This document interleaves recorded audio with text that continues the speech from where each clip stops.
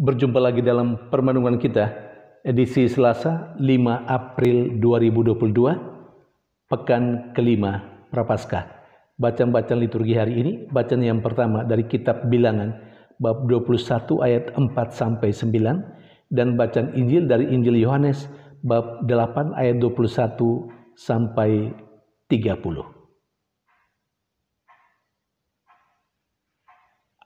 Allah diyakini sebagai Allah yang maha baik.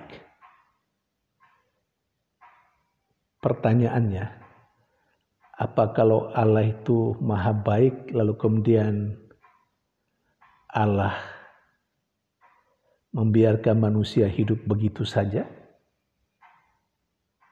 tanpa rasa marah misalnya? Atau bagaimana? Kedua bacaan liturgi hari ini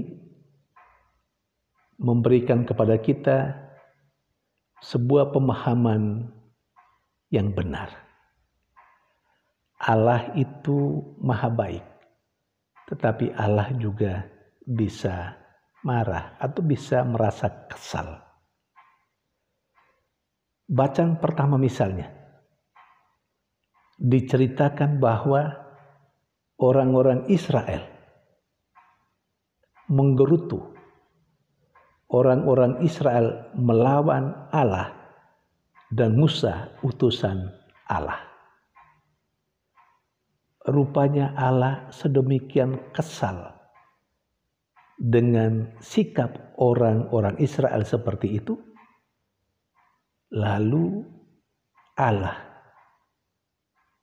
menciptakan atau Allah mengadakan ular tedung yang akhirnya menggigit, memakut orang-orang Israel yang suka melawan dan menggerutu Allah dan utusannya Musa. Dan diceritakan dalam bacaan pertama, banyak orang-orang Israel yang mati. Karena itu, baru muncul kesadaran dalam diri orang-orang Israel bahwa mereka bersalah. Sehingga mereka minta kepada Musa untuk memohon belas kasihan Allah. Dan Allah memang berbelas kasih kepada mereka.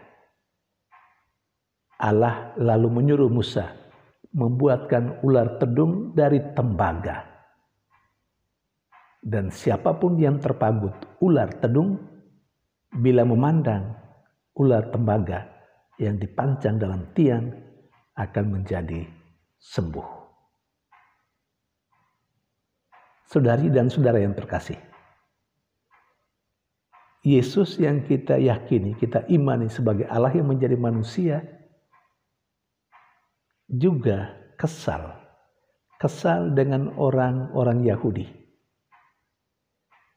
yang sesungguhnya belum menjadi percaya kepada Yesus, walaupun Yesus sudah hidup bersama dengan mereka, memberikan pengajaran, bahkan melakukan perbuatan-perbuatan yang ajaib, mujizat-mujizat yang begitu banyak, tapi belum membuat mereka menjadi percaya kepada Yesus dan mengenal siapa Yesus.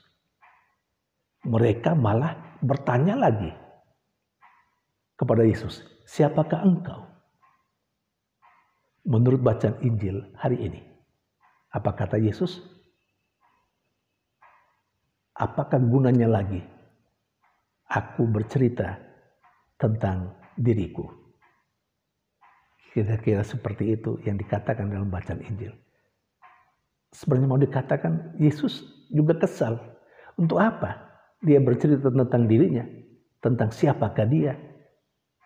Padahal sudah sekian, katakanlah kurang lebih 3 tahun, Yesus melaksanakan tugasnya, memberikan pengajaran di mana-mana. Dan orang-orang itu juga ikut bersama dengan Yesus. Menyaksikan, bahkan mengalami sendiri mungkin, mujizat-mujizat yang dibuat oleh Yesus. Tapi tetap tidak percaya dan tidak mengenal Yesus. Saudari dan saudara yang terkasih, Yesus pada akhirnya menegaskan bahwa rupanya orang-orang Yahudi baru mulai mengenal siapa Yesus ketika Yesus ditinggikan di salib.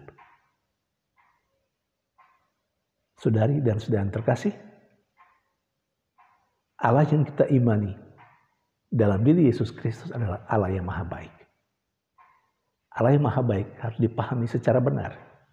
Tidak berarti bahwa Allah tidak kesal terhadap kita kalau sekiranya kita tidak hidup sesuai dengan apa yang diharapkan oleh Allah. Allah bisa kesal juga. Karena itu, kita mau menata kehidupan kita supaya keseharian kita, tutur kata kita, perbuatan kita, cara berpikir kita, lalu jangan sampai membuat Allah kesal. Jangan sampai membuat Tuhan kita kesal terhadap kita atas tingkah laku, atas tutur kata dan cara hidup kita yang tidak benar, yang melawan Allah. Saudari dan saudara yang terkasih, masa prapaskah, masa pertobatan. Bertobat berarti mau kembali menata ulang kehidupan yang belum beres. Kalau kemarin hidup kita dengan tutur kata dan perbuatan kita membuat Allah kesal, mari kita kembali menata kehidupan kita. Biarlah dengan cara hidup kita yang baik, kita membuat Allah senang, bergembira karena hidup kita yang baik. Dan penting, hidup kita yang baik di hadapan Allah bukan pertama-tama untuk Allah sendiri, tapi pertama-tama untuk diri kita. Kita selamat karena kita hidup baik di hadapan Allah. Tuhan memberkati.